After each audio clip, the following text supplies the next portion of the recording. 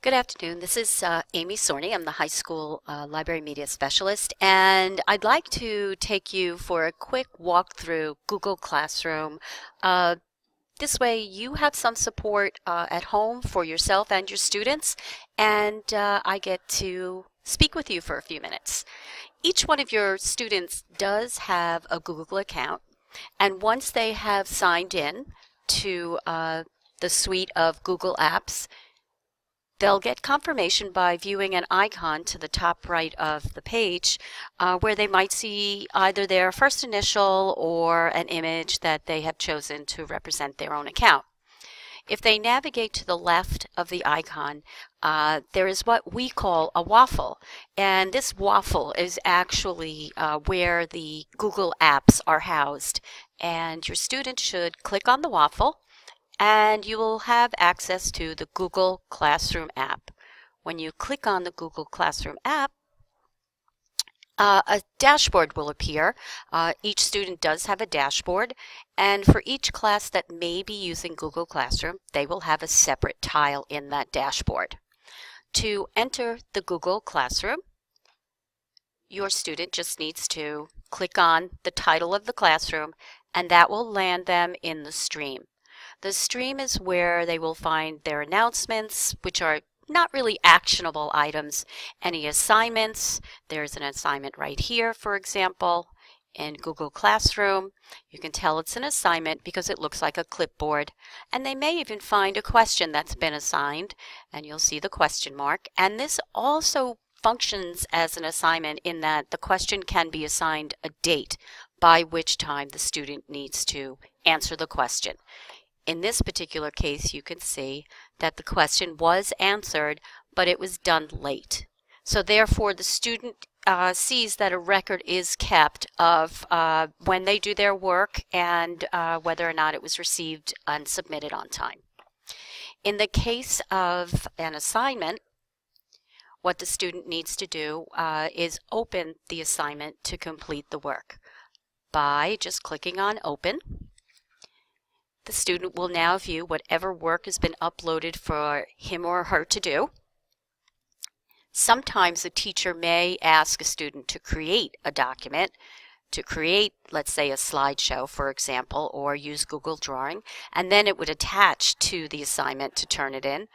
And on occasion, a teacher may ask for something from the student's Google Drive, maybe a link to an interesting website, or upload from a non-Google item, and the student would use the Add button.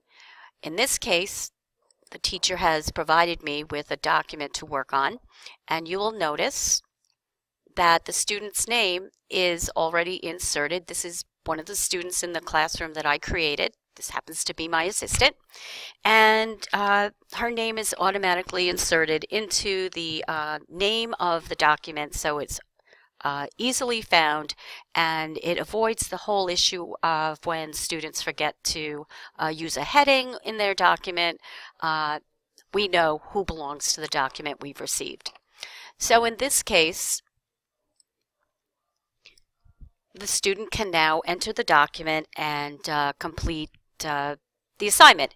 So my question is, if I were an animal, what animal would I choose to be and why? I would choose to be a horse so I could ramble through the woods. Ramble is not the right word. Let's say cruise through the woods. And I would do the same for, obviously, for the rest of the assignment. And let's say I've completed this work. Now I need to turn it back in to the teacher. I'm sending it back to my Google Classroom. As a student, I do not want to share it. When I share a document, it ends up in my teacher's email, and I don't get credit for turning it in correctly, and the teacher does not have access to the grading portion of Google Classroom. So it is crucial that your child, your student, that I as a student use Turnitin. And I click on Turn In. Google will ask me again, do I want to turn this assignment in? Am I sure? And I'm sure I want to turn it in, so I just confirm that by clicking again. And now if you notice in the top right of the assignment, I have a green check mark. It's done. I know that it's finished. If, for example, I realize I did something wrong, I can quickly unsubmit it. The document becomes mine again, and I can edit the document. Once I've edited the document, I can turn it in again. It will ask me the same question. And for now, I know that my work is done. So that was a brief walkthrough of Google Classroom. I'm going to post this on the library website. I'm going to make this video available to teachers to insert in their websites. And of course, you can reach out to your teacher or to me at any time with additional questions. Have a good day.